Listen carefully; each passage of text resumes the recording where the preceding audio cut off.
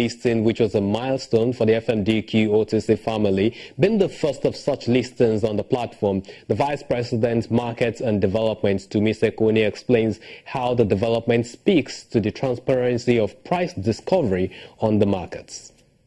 The Greenwich Plus Money Market Fund is a fund of about 20 million units fund at 100 naira for each fund, and I think that was oversubscribed.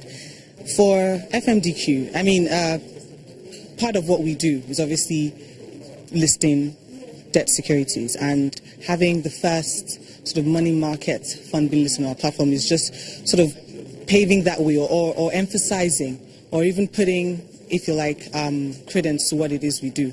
We're very excited about this fund because it's giving or opening up the retail space into fixed income securities mostly. So as an exchange where our platform has maybe been largely wholesale, this is now sort of a step towards getting even the retail part of the market involved in fixed income securities, and we think it's a great thing, and it's a great achievement. What crop of investors are really keen about investing in this asset class more? Is it the retail investors or the corporate, the institutional? The retail investors.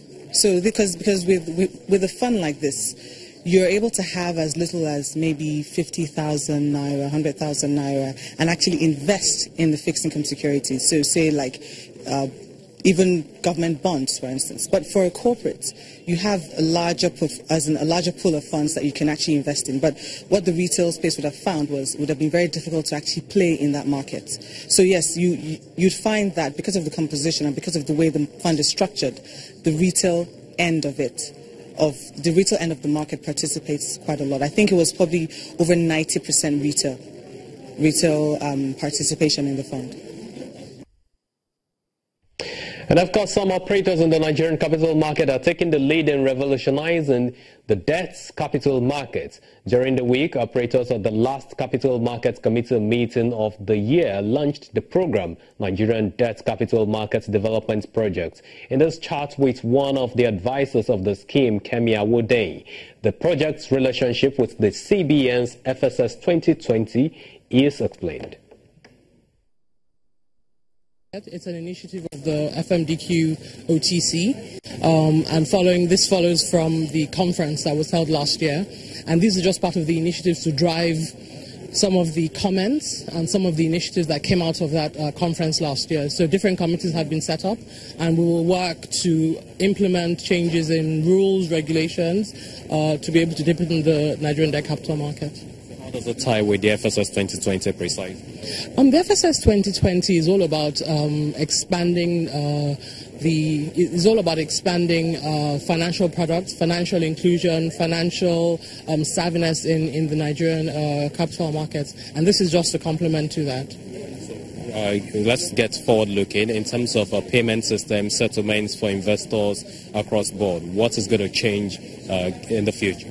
This isn't necessarily about payments and settlements per se, but payments and settlement is an offshoot of a transaction that emanates from the debt capital market. So it's just part of what will be looked at and will be considered in implementing principles and initiatives to deepen the debt capital market. And in expectation of a possible retention of key monetary policy rates by the end of the MPC meeting this week, which held on Tuesday actually, yields across term structure on sovereign bond instruments opens the week 5 basis points lower to settle at 16.9% on Monday.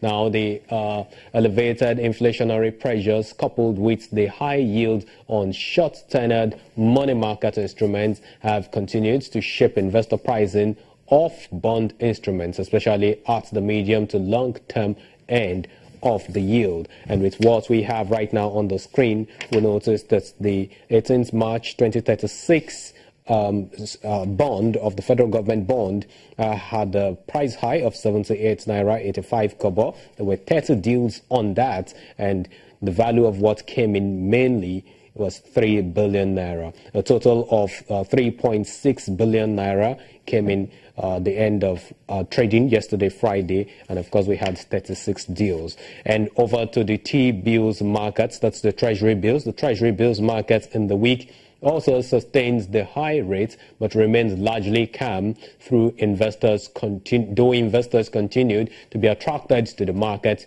from the average T-bills close of 17.6%. And that's in the previous week. The market opened the week bearish, with average yields settling at 19.2%. In terms of what we have by record yesterday, by Thursday, average yields further rose to 19% before closing the week at the figure that we have. We see the December 2016 Treasury bills security attracting 61 deals from investors, and the value of what was traded on that was 15.25 billion naira. A total of 444 deals was recorded against that market segment, and 110.240 billion naira exchanged hands in that market.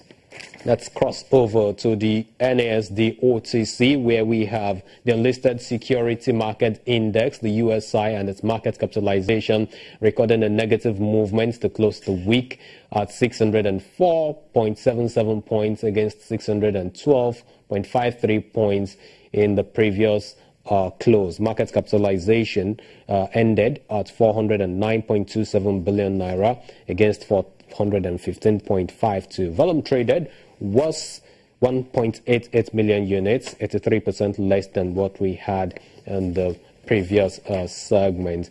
The African exchanges had its movement as well during the week, but in expectation of the African Securities Exchanges Association conference, which will be holding this week in Rwanda, Kigali, the CEO of the Nigerian Stock Exchange, who also happens to be the president of ASEA, gives us heads up on this event. Oscar Onyema talked about how the event is likely to play out. Let's quickly take a listen to that.